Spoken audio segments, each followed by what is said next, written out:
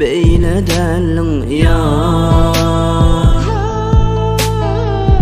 Gitmeydi ağlasamam, unutman yatlasamam, geceler yatmasamam, gelmersin meni yatlığının.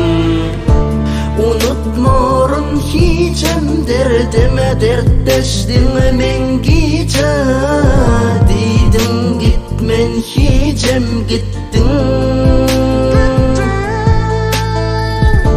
Unutmurum hiçem derdime dertleşmendin gece, dedim gitmen hiçem gittin.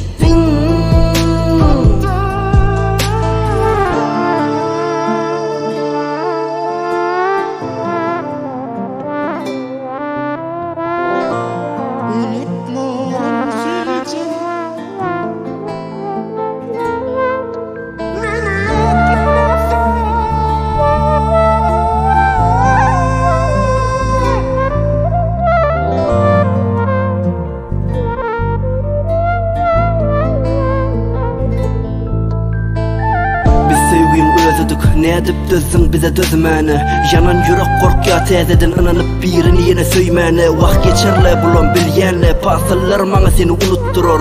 Qalar izadına düşülön suratlar, qarramacak yatlamalar. Bildim seni unuttuğumdur, yüreğin bir gün sızlaması.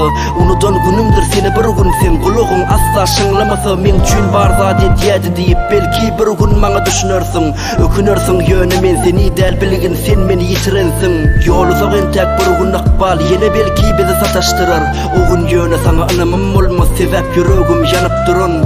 Geçmişimden öykülü men, sen koğnunu alırdım öykülüsün. Söydüğüm canın sağ olsun, sen beni söysünüm söymesinüm. Ne sen beni söyüvilyen, ne de men geçmişi gömüvilyen, ne meninni gülüvilyen, görüsüm gelse ne seni görüvilyen. Men sensiz yaşamın diye ne edip mensiz onu vilyen. Hay bol ya, men yoğun ne islenim söyüvilyen.